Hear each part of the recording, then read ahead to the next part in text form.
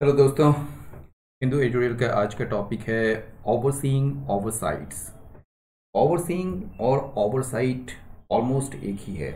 Oversee जो होता है वो वर्ब होता है और ओवरसाइट्स जो होता है वो आपका नाउन होता है। ठीक है, जैसे सी और साइट होता है उसी तरह ओवरसी और ओवरसाइट। तो हम लोग देखते हैं अंतर क्या है यहाँ पर। अंतर यह है कि ओवरसी का जो मतलब है यहाँ पर वो, या ऐसे भी अगर देखें तो उसका मतलब होता है निगरानी करना या किसी चीज़ की देखरेख करना जिसमें जो है आप उस काम को पूरा कर रहे हो। यानी कि जैसे आपने ओवरसियर का नाम सुना होगा जिसके देखरेख में कोई काम चलती है, ठीक है ना। तो ओवरसी मतलब क्या हुआ कि मैनेज करना, या आप कह सकते हैं सुपरवाइज करना, या आप कह सकते हैं सुप्रिटेंडेंट करना, मतलब सुप्रिटेंड करना। और ओवरसाइट का भी जो मतलब होता है वो मैनेजमेंट होता है, लेकिन यहाँ पर जो है एक और मतलब निकलता है ओवरसाइट का। उसका मतलब होता है एक तरीके का मिस्टेक। वो मिस्टेक किस वजह से? फेल्यूर टू नोटिस, ठीक है ना। Because of failure to notice you have done some mistake, ठीक है। तो वो मिस्टेक यानी कि आप इसको चूक कह सकते हैं। तो ओवरसीइंग ओवरसाइट का मतलब क्या हुआ कि उस चूक को, जो गलती हुई है उसको ओवरसी करना, यानी कि उसको निगरानी करना, उसको एक तरीके से उसमें नजर रखना, ठीक है। You turn on the drastic cut in small savings rates, deferred the impact but revealed the intent। ये जो मतलब कि एडिटोरियल है वो एक्चुअल में स्मॉल सेविंग्स रेट के ऊपर है। ये जो स्मॉल सेविंग्स रेट जिसमें आप पैसे जमा करते हैं, ये जो स्मॉल सेविंग्स रेट्स या स्मॉल सेविंग्स स्कीम कह सकते हैं, या स्मॉल सेविंग्स आप इंस्ट्रूमेंट्स कह सकते हैं, ये 12 प्रकार के होते हैं। जैसे पीपीएफ होता है, एनएससी होता है, सुकन्या समृद्धि योजना होता है, ये कई सारे होते हैं, ठीक है ना। तो इन चीज़ों में जो है आप पैसे जमा करते हैं, जिस छोटे छोटे ये मतलब कि एक सेविंग्स है जिसमें जो है एक पर्टिकुलर अमाउंट ऑफ इंटरेस्ट जो है उसमें मतलब कि बैंक देती है आपको, ठीक है। तो इसमें जो है वो उस रेट्स में जो है वो कट किया गया था सरकार के द्वारा कुछ दिन पहले, यानी कि बुधवार को। और उसके जस्ट एक दिन के बाद जो है उसने, सरकार ने इस डिसीजन को बदल दिया और यथास्थिति इसने बहाल कर दिया। उसी के बारे में आज ये एडिटोरियल है। तो कहा जा रहा है कि U turn on the drastic cut in small savings rate, यानी कि ये जो स्मॉल सेविंग्स रेट जो है, जो स्मॉल सेविंग्स रेट से उसमें जो ड्रास्टिक कट किया गया था, बहुत ही ज्यादा एक कटौती की गई थी, उसमें यू टर्न किया गया। यू टर्न मतलब पलट गए सरकार, ठीक है ना। तो ये जो U turn on the drastic cut in small savings rate, ठीक है, डेफर्ड द इम्पैक्ट, इसने प्रभाव को क्या कर दिया? टाल तो दिया इसके असर को, कि इसका असर जो है लोगों पर क्या पड़ेगा या इकोनॉमी पर क्या पड़ेगा, इसके असर को उसने, मतलब कि सरकार ने टाल तो दिया, लेकिन इसने क्या किया? रिवील द इंटेंट, इसने जो है इंटेंट यानी कि इरादे को खुलासा कर दिया, इसने वो सामने लेकर चला आया, ठीक है। India's small savings instruments witnessed unprecedented overnight volatility in rates this week। जो इंडिया का जो क्या है स्मॉल सेविंग्स इंस्ट्रूमेंट्स, ठीक है ना, या स्मॉल सेविंग्स जो स्कीम है, विटनेस, उसमें देखा गया unprecedented that has not happened before, यानी कि जो पहले ऐसा हुआ नहीं है, जिसको अभूतपूर्व कह सकते हैं। ओवरनाइट, रातों रात, ठीक है ना, उसमें जो है अभूतपूर्व रातों रात एक वॉलेटिलिटी देखा गया। वॉलेटिलिटी मतलब अस्थिरता, हलचल कह सकते हैं इन रेट्स, दरों में, दिस वीक, इस सप्ताह, ठीक है। ऑन वेंसडे इवनिंग, यानी कि बुधवार के शाम को क्या हुआ? The budget division in the department of economic affairs. देखिए, डिपार्टमेंट ऑफ इकोनॉमिक अफेयर्स एक डिपार्टमेंट है, ठीक है ना, जो कि आपको वित्त मंत्रालय के तहत आता है। तो उसमें जो एक बजट डिवीजन जो है, ठीक है ना, उसका एक प्रभाग जिसको कह सकते हैं, उसने रिवाइज्ड किया। रिवाइज्ड का मतलब जानते ही, संशोधन किया, संशोधित किया। क्या संशोधित किया? रेट्स को। अब कैसा संशोधित किया? या अपवर्ड्स होता है या डाउनवर्ड्स होता है। तो इसने रिवाइज्ड किया डाउनवर्ड्स, मतलब नीचे की ओर इसने संशोधित किया, यानी कि बदलाव उसने बदला। संशोधित करना क्या मतलब होता है? बदलना, यानी कि उसमें चेंज लाना। तो उसने नीचे की तरफ उसको बदला, संशोधित किया। द इंटरेस्ट रेट्स को बदला। ये इंटरेस्ट रेट्स जो कि पेबल हैं, यानी कि जो पे किए जाते हैं किस पर? स्मॉल सेविंग्स इंस्ट्रूमेंट्स पर। कब के लिए? For the April June 2021 quarter, यानी कि अप्रैल जून 2021 के जो क्वार्टर है, ठीक है ना, यानी कि पहला क्वार्टर, ठीक है, उसके लिए जो स्मॉल सेविंग इंस्ट्रूमेंट्स पर लगने वाले जो इंटरेस्ट रेट्स है उसको डाउनवर्ड्स रिवाइज किया, ठीक है, बजट डिवीजन ने, इकोनॉमिक अफेयर्स के डिपार्टमेंट के, ठीक है। कितना किया इसने? By 40 basis points to 110 basis points, यानी कि ये 40 से लेकर आपको 110 बेसिस पॉइंट्स तक जो है इसने कटौती की। The return on the most popular PPF scheme, ये जो सबसे ज्यादा लोकप्रिय जो पीपीएफ स्कीम है सरकार की, ठीक है ना, उसमें जो रिटर्न मतलब प्रॉफिट जो है वो कितना, पैक्ड का मतलब देखिए, पैक क्या होता है? क्लिप होता है। जैसे आपने दीवार पर देखे होंगे, जो दीवार पर आपने कभी आपने जो एक हैंगर टाइप का आता है जिसमें आप शर्ट वगैरह या कोई भी कपड़ा उसको टांगते हैं, उसको कहा जाता है पैक, ठीक है, या क्लिप भी होता है, वो उसे भी पैक कहते हैं। या फिर कील जो होता है, दीवार में जो कील लगाते हैं जिसमें कोई चीज खूंटी जिसको कहते हैं, उसको भी पैक कहते हैं। लेकिन यहाँ जो पैक है वो वर्ब के रूप में यूज है और इसका मतलब होता है फिक्स्ड करना, ठीक है ना। तो ये जो रिटर्न है मोस्ट पॉपुलर पीपीएफ स्कीम में, वो कितना कर दिया गया था? 6.4% कर दिया था, जो कि सबसे निम्नतम लेवल है, ठीक है ना, इन 46 ईयर्स, 46 साल में सबसे कम, ठीक है, ये 6.4%। The government had refrained from tweaking these rates for the last 3 quarters after effecting a similarly sharp cut in Q1 of 2021 when the PPF interest was pruned from 7.9% to 7.71%. ये जो गवर्नमेंट है ना, उसने अपने आप को रोका रखा था, यानी कि अपने आप को परहेज रखा था किस चीज से?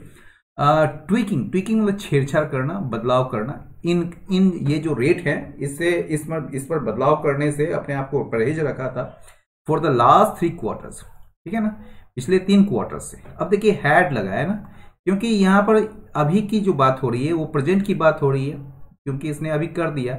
लेकिन अब जो है पिछले 3 क्वार्टर्स, यहाँ पर बताया जा रहा है कि ये पास्ट की बात हो रही है। तो गवर्नमेंट ने खुद को रोक रखा था, मतलब इन रेट से, इन दरों को जो है बदलाव करने से अपने आप को रोक रखा था, यह परहेज किया था पिछले 3 क्वार्टरों से, ठीक है ना।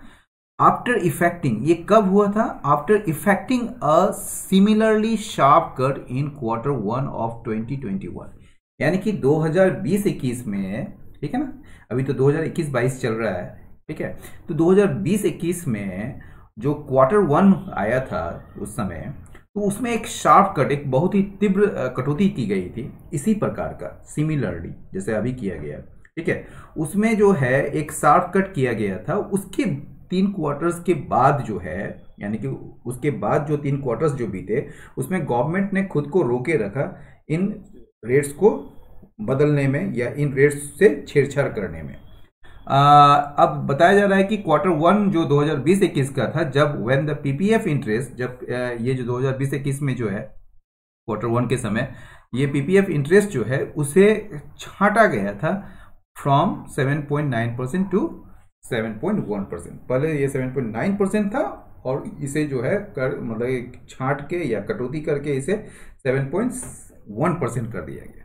However, हालांकि बाय अर्ली थर्सडे, हालांकि अब देखिए, हालांकि बाय अर्ली थर्सडे मतलब तड़के, यानी कि थर्सडे यानी गुरुवार को तड़के जो है, यानी कि सुबह ही the rate cuts had disappeared, ये जो रेट की जो कटौती है वो गायब हो चुका था। एंड द स्टेटस को रीइंस्टेटेड, और स्टेटस को यानी कि पूर्व स्थिति जो है उसको बहाल कर दी गई थी। किसके बाद? Following a tweet by finance minister Nirmala Sitharaman, यानी कि फाइनेंस मिनिस्टर जो हैं निर्मला सीतारमण, उसके एक ट्वीट आने के बाद। तो ओनली एक्सप्लेनेशन क्या है, एकमात्र जो स्पष्टीकरण इसके लिए, इसका जो जवाब दिया गया, ये क्या कारण था इसका, तो वो जवाब, एकमात्र जो जवाब आया उसका स्पष्टीकरण जो था वो क्या था, order issued by oversight shall be withdrawn, यानी कि ये जो है गलती की वजह से या चूक के वजह से जो ऑर्डर जारी किया गया था उसे वापस ले लिया जाएगा। इट इज नॉट क्लियर, ये स्पष्ट नहीं है, हुज ओवरसाइट, किसकी गलती के कारण जो है led to the rates, led to मतलब कारण, उसके वजह से रेट्स को कट किया गया था, यानी कि इसके वजह से इट अभी क्लियर नहीं है कि किसके वजह से, किसकी गलती के वजह से या किसकी गलती के कारण जो है रेट्स कट करनी पड़ी। ठीक है, इन द प्रोसेस, इस प्रक्रिया में the intent has been revealed. ठीक है, इस प्रक्रिया में क्या हुआ कि इरादा सामने आ गया भाई। ठीक है, इवन इफ, भले ही, even if the impact is tapered, भले ही इम्पैक्ट जो है वो टाल दिया गया लेकिन इरादा जो है वो सामने आ गया। श्योरली, निश्चित रूप से वेंसडे का ऑर्डर जो है, अभी इसको देखिए, ये एक लंबी वाक्य, मतलब लंबा वाक्य है। ये जो आदेश दिया गया था वेंसडे को, बुधवार को, जिसे कि अप्रूव किया गया था किसके द्वारा, कॉम्पिटेंट ऑथोरिटी के द्वारा, यानी कि जो सक्षम अथॉरिटी है, जो इसको देने के लिए ऑथराइज्ड है, कॉम्पिटेंट अथॉरिटी के द्वारा अप्रूव किया गया ये जो वेंसडे का ऑर्डर है, ठीक है ना, उसे वो was not based on random numbers कीड, ठीक है, वो आधारित नहीं था, ये जो कॉम्पिटेंट अथॉरिटी के द्वारा जारी किया गया या अप्रूव किया गया, यानी कि अनुमोदित किया गया वेंसडे का जो ऑर्डर था वो आधारित नहीं था किसी रैंडम नंबर्स में, मतलब कि कोई भी नंबर को लिए और वो आपने डाल दिया, ऐसा उस पर आधारित नहीं था, बल्कि सोचा समझा था ये। तो ये कहा जा रहा है कि was not based on random numbers, ये कोई रैंडम नंबर्स पर आधारित नहीं था जिसे शामिल किया गया था। कीड इन मतलब उसको मतलब की इन का मतलब होता है कोई चीज को आप टाइप करके उसे मतलब कि शामिल करते हैं, उसको कंप्यूटर में शामिल करते हैं, ठीक है ना। तो was not based on the random numbers कीड इन एंड नोटिफाइड, और ये जो है ठीक है, एंड नोटिफाइड, और ये जो है नोटिफाइड भी नहीं किया गया था इनएडवर्टेंटली, यानी इसको अधिसूचित भी नहीं किया गया था अनजाने में, इनएडवर्टेंटली मतलब अनजाने में, बिना सोचे समझे इसे नोटिफाई भी नहीं किया गया था।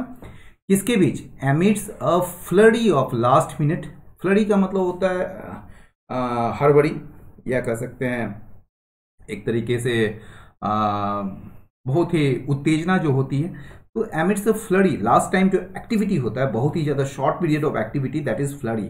तो amidst a flurry of last minute economy related government notification on the last day of the financial year, यानी ये कहा जा रहा है कि ये जो है लास्ट मिनट में जो अफरा तफरी होता है, इकोनॉमिक रिलेटेड जो गवर्नमेंट नोटिफिकेशंस जो जारी किया जाता है last day of the financial year, यानी कि वित्तीय वर्ष के अंतिम दिन में, जो इकोनॉमी से रिलेटेड यानी कि आर्थिक अर्थव्यवस्था से संबंधित जो सरकारी अधिसूचना या नोटिफिकेशन जो जारी की जाती है लास्ट मिनट में, उसके अफरा तफरी में या उसके हड़बड़ी में जो है इसे कोई मतलब कि नोटिफाई भी नहीं किया गया था इनएडवर्टेंटली, मतलब इनएडवर्टेंटली मतलब अनजाने में नहीं नोटिफाई किया गया था, इसको जानबूझकर नोटिफाई किया गया था, ये एडिटोरियल ऐसा कहता है, ठीक है, मतलब एडिटोरियल का ये व्यू है, मतलब कहने का ये कहना है कि ये जो है भैया, ये ऑर्डर जो था जो कि अप्रूव किया गया था कॉम्पिटेंट अथॉरिटी, बिना कॉम्पिटेंट अथॉरिटी के तो ये आ ही नहीं सकता है, और ये जो है ये कोई रैंडम नंबर्स पर भी ये आधारित नहीं था जिसको कि शामिल किया गया था, और ये नोटिफाई भी जो है अनजाने में नहीं किया गया था कि उस समय जो है लास्ट मिनट का जो इकोनॉमी रिलेटेड गवर्नमेंट नोटिफिकेशंस जो है on the last day of the financial year, यानी फाइनेंशियल ईयर के जो लास्ट डे में जो इकोनॉमी से रिलेटेड जो गवर्नमेंट नोटिफिकेशन जो जारी किया जाता है लास्ट मिनट में, उस हड़बड़ी के बीच जो है इसे अनजाने में भी जो है नोटिफाई नहीं किया गया था, ठीक है। आगे बढ़ते हैं। इट इज डिफिकल्ट, ये काफी मतलब कि कठिन है मानना, to believe that the oversight is on bureaucracy's part, कि ये जो है ये ब्यूरोक्रेसी के कारण हुआ था, यानी कि ब्यूरोक्रेसी पार्ट का मतलब होता है it is done by bureaucracy, ठीक है। तो ये जो है मानना बहुत कठिन है कि ये जो चूक है, ये जो गलती है, ये ब्यूरोक्रेसी की वजह से है। फोर मतलब यहाँ पे क्योंकि यह जो है, इट मतलब हो गया ब्यूरोक्रेसी, क्योंकि यह जो है ब्यूरोक्रेसी जो है वो केवल जो है एग्जीक्यूट करता था, यानी कि एग्जीक्यूट किया किस चीज को, स्टेटेड पॉलिसी। स्टेटेड मतलब कि घोषित, पहले से तय, नियमित, ठीक है ना। तो ये जो है केवल एग्जीक्यूट किया किस चीज को, स्टेटेड पॉलिसी डिसीजन को, यानी कि जो पॉलिसी डिसीजन है, ठीक है, वो डिसीजन किया है to link small saving rates, यानी कि स्मॉल सेविंग्स रेट्स को जोड़ना किस चीज से, इंटरेस्ट, उस इंटरेस्ट से जो गवर्नमेंट सिक्योरिटीज पर, ठीक है, जो कि एक कंपेरेबल टेन्यर एवरी क्वार्टर में होता है, यानी कि एक कंपेरेबल तुलनीय कार्यकाल का जो होता है प्रत्येक क्वार्टर में, जो गवर्नमेंट सिक्योरिटीज पर जो पे किए जाने वाला इंटरेस्ट है, उससे स्मॉल सेविंग्स रेट्स को जोड़ने का जो निर्णय है, वो जो घोषित मतलब नीतिगत निर्णय है, उसको इसने केवल, ब्यूरोक्रेसी ने केवल उसको एग्जीक्यूट किया। So one must deduce the oversight. Deduce का मतलब क्या होता है, किसी चीज का अनुमान लगाना, किसी चीज का निर्णय निकालना, ठीक है ना। तो सो वन मस्ट डिड्यूस, तो कोई भी इसे जो है आसानी से, या कोई भी इसे जो है अनुमान लगा सकता है कि ओवरसाइट जो है वो क्या था, ये जो गलती जो थी वो क्या था, पॉलिटिकल एग्जीक्यूटिव के वजह से था। यानी कि ये जो पॉलिटिकल एग्जीक्यूटिव, यानी कि पॉलिटिकल एग्जीक्यूटिव कौन होता है, यानी कि जो राजनीतिक रूप से जो कार्यकारी सदस्य होते हैं, जैसे कि प्रधानमंत्री से लेकर जितने भी मिनिस्टर होते हैं, ठीक है ना, वो जो है पॉलिटिकल एग्जीक्यूटिव होते हैं। तो ये जो है भाई, ये ब्यूरोक्रेसी का ना होकर ये ओवरसाइट था, पॉलिटिकल एग्जीक्यूटिव का पार्ट था, यानी कि वो जो है पॉलिटिकल एग्जीक्यूटिव की वजह से हुआ था। It was done by the political executive. और ये जो था, ये चुप किस चीज को लेकर, मतलब कि ये जो है on the timing and implications of executing the required decision as per the extant policy. Extant का मतलब होता है जो अभी का पॉलिसी, मौजूदा पॉलिसी जो है, उसके अनुसार जो रिक्वायर्ड डिसीजन है, जो आवश्यक जो निर्णय है, उसको अंजाम देने का जो इम्प्लीकेशंस होगा, जो असर होगा, जो एक तरीके से आप कह सकते हैं प्रभाव होगा, और टाइमिंग, ठीक है ना, उसको जो है उसको लेकर जो ओवरसाइट है, जो चूक है, उस चीज को जो है, उसके लिए जिम्मेदार कौन है, पॉलिटिकल एग्जीक्यूटिव। तो कहने का मतलब है कि कोई भी इस चीज को अनुमान कर सकता है कि ये जो है पॉलिटिकल एग्जीक्यूटिव के कारण ये मतलब उनके द्वारा ये ओवरसाइट किया गया था, उनके द्वारा ये चूक की गई थी टाइमिंग को लेकर और इम्प्लीकेशंस को लेकर, मतलब कि on the timing and implications of executing the required decision as per the extant policy. मतलब एक्सटेंट पॉलिसी जो निर्वर्तमान या कह सकते हैं वर्तमान जो पॉलिसी है, ठीक है, उसके अनुसार जो डिसीजन लिया जाता है। मान लीजिए ये तो प्रत्येक साल प्रत्येक क्वार्टर में लिया जाता है शुरुआत में, तो ये तो लेना ही था लेना, क्योंकि ब्यूरोक्रेसी तो जो स्टेटेड पॉलिसी है उसी के अनुसार लेगी। लेकिन ये तो ब्यूरोक्रेसी तो उसने लिया, लेकिन यहाँ पर जो है वो इस चीज को जो है यहाँ पर पॉलिटिकल एग्जीक्यूटिव का ये मतलब कि इस यहाँ पर जो गलती थी वो पॉलिटिकल एग्जीक्यूटिव की थी, न कि ब्यूरोक्रेसी की थी, ठीक है। तो so one must deduce the oversight is on political executive's part on the timing and implication of executing the required decision as per the extant policy. The clinching factor. अब clinching factor क्या है? clinching क्या होता है?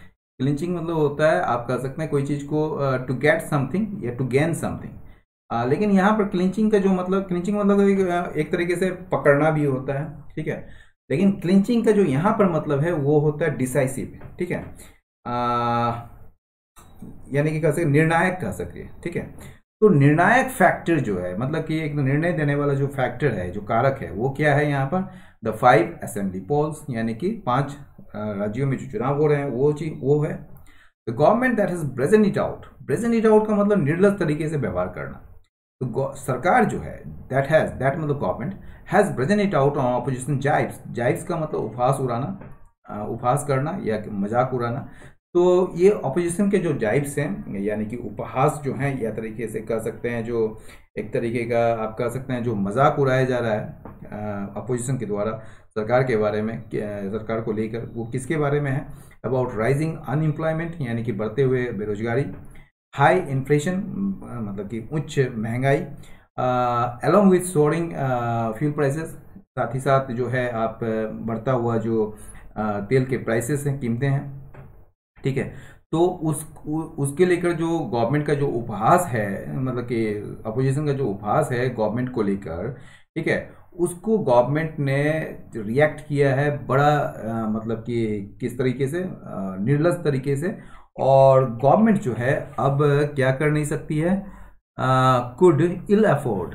इल afford का मतलब not afford, यानी कि अब जो है वो बर्दाश्त नहीं कर सकती है, या उसको सहन नहीं कर सकती है to yield a fresh talking point. Yield का मतलब यहाँ प्रोड्यूस करना, कि एक नया बातचीत का एक नया मुद्दा, ठीक है ना, कि सरकार के बारे में जो बातचीत के लिए जो है एक नया मुद्दा सामने आया है, उसको जो है अब उसको करने के उसको अफोर्ड नहीं कर सकती है गवर्नमेंट, ठीक है ना। ये पॉइंट क्या हो सकता है, the squeezing of the middle class and senior citizens, यानी कि स्क्वीजिंग का मतलब दबा देना, किसी को निचोड़ देना एक तरीके से, यानी कि मिडिल क्लास और सीनियर सिटीजन्स को दबाना या उसको एक तरीके से निचोड़ना। Even as the brace up, even as का मतलब एट द सेम टाइम, यानी कि जबकि वे तैयार हो रहे हैं इसके लिए, फॉर द फ्रेश टैक्स, उस मतलब कि अभी ताज़ा टैक्स लगाया गया है प्रोविडेंट फंड इनकम्स पर। ये जो भविष्य निधि का जो आय है, भविष्य निधि पर जो आय बन रहा है उसका, उस पर जो है फ्रेश टैक्स जो लगाई है सरकार ने, उसके लिए वे तैयार हुए हैं एज दे ब्रेस अप, ठीक है ना, ब्रेस अप तैयार होना। This roll back is not the first instance. ये जो रोल बैक है, यानी कि जो वापस लिया गया है डिसीजन को, ये पहला उदाहरण नहीं है, पहला मामला नहीं है।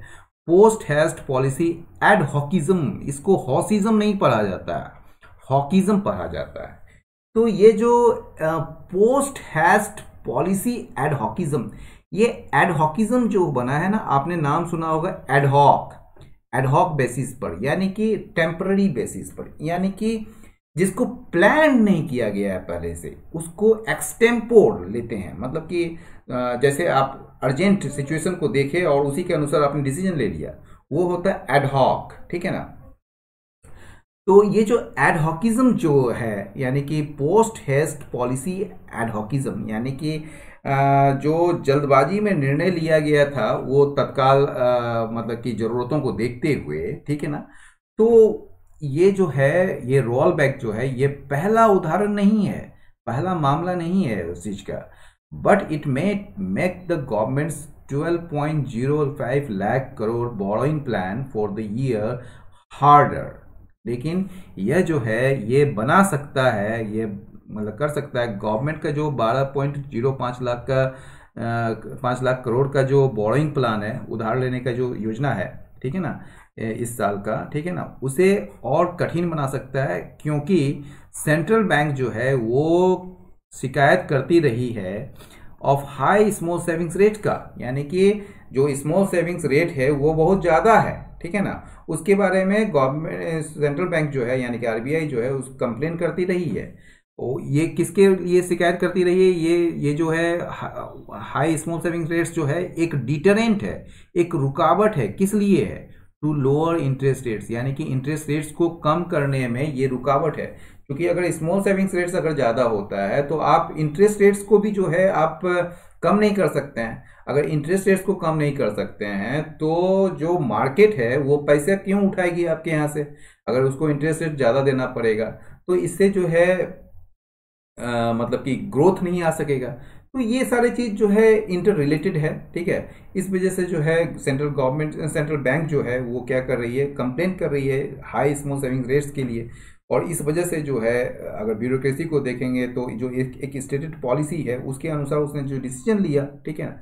लेकिन यहाँ पर जो है गलती किसकी है, गलती तो सीधे सीधे आपकी मतलब कि political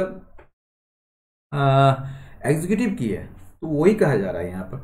another instance is the mysterious practice of oil companies freezing pump prices during electoral campaigns even though oil prices are deregulated. कहा जा रहा है कि एक जो अन्य उदाहरण है वो क्या है, वो है मिस्टीरियस प्रैक्टिस, एक बड़ा रहस्यमय प्रथा चल रही है। मतलब एक प्रथा समझते हैं ना, प्रैक्टिस जो एक चल रहा है। क्या प्रैक्टिस है वो कि ऑयल कंपनीज के द्वारा जो है पंप प्राइसेस को रोक देना, यानी कि उसमें कोई बढ़ोतरी या कोई कमी नहीं करना, ठीक है ना। ड्यूरिंग इलेक्टोरल कैंपेन्स, यानी कि जब चुनावी अभियान चल रहे होते हैं तो ऑयल कंपनीज के द्वारा क्या कर दिया है, पंप प्राइसेस को, यानी कि जो पेट्रोल पंप में जो प्राइस जो कीमतें हैं उसको जो है आप मतलब कि ऑयल कंपनीज उसको फ्रीज कर देती है, मतलब रोक देती है। जबकि इवन दो मतलब इसके बावजूद वेल प्राइसेस जो है वो डीरेगुलेटेड है, मतलब कि नियंत्रण मुक्त है, यानी कि उसमें कोई सरकार का नियंत्रण नहीं हो सकता है। फिर भी जो है क्या किया जाता है कि इलेक्टोरल कैंपेन के दौरान जो है ऑयल कंपनीज जो है वो क्या करती है, वो पंप प्राइस को फ्रीज कर देती है। ठीक है। The PM as part of his one nation one election pitch. Pitch का मतलब बहुत सारा चीज होता है। पीच का मतलब आप कह सकते हैं जो आपका टोन है, जो आपका जैसे हाई पिच, लो पिच, ठीक है ना। हाई पिच जो है वुमेन का वॉइस होता है, लो पिच जो है मर्द का होता है। और आपका जो पिच जो है, आप एक पिच जो क्रिकेट में खेलते हैं जो वो पिच होता है, और एक पिच होता है सपोर्ट करना। तो ये जो यहाँ सपोर्ट के सेंस में एक के मतलब कि एक राष्ट्र और एक इलेक्शन का जो मतलब कि मुद्दा है उसको समर्थन के रूप में, उसके हिस्से के रूप में जो पीएम है वो प्राय उन्होंने कहा है, ठीक है ना, कि that the virtually perennial poll season its development. ये जो वर्चुअली मतलब ऑलमोस्ट जो पेरेनियल 12 मासी जो चलने वाला जो पोल सीजन है वो मतलब कि विकास को प्रभावित करता है। ऑन द सेम नोट, मतलब सेम नोट मतलब कि on the same way of expression, यानी कि एक ही स्वर में या उसी स्वर में आप देखें या उसी डेवलपमेंट में देखें, तो इफ गवर्नमेंट्स नीड परमिशन, यदि सरकार को जरूरत होती है परमिशन की, अनुमति की, कि वो नए इनिशिएटिव्स को अनाउंस कर सके, जबकि मॉडल कोड ऑफ कंडक्ट जो है वो लागू है, इज इन फोर्स, यानी कि आचार संहिता वो लागू है, और उस समय गवर्नमेंट को ज़रूरत पड़ती है यानी कि परमिशन की इनिशिएटिव को लॉन्च करने का या अनाउंस करने का, तो एनी डिविएशन और reversal from routine administrative decision, तो कोई भी जो रूटीन मतलब नियमित प्रशासनिक जो निर्णय है उससे पलटना या उससे विचलित होना, ठीक है ना, कोई भी, ठीक है ना, इससे मतलब कि विचलित होना या उससे पलट जाना रूटीन एडमिनिस्ट्रेटिव डिसीजन से, वो इलेक्शन कमीशन के जो जांच है, स्क्रूटनी है, उसके दायरे में आना चाहिए। तो एडिटोरियल यहीं समाप्त हुआ। लाइक करें, शेयर करें, सब्सक्राइब करें। बहुत बहुत धन्यवाद जी। नमस्कार।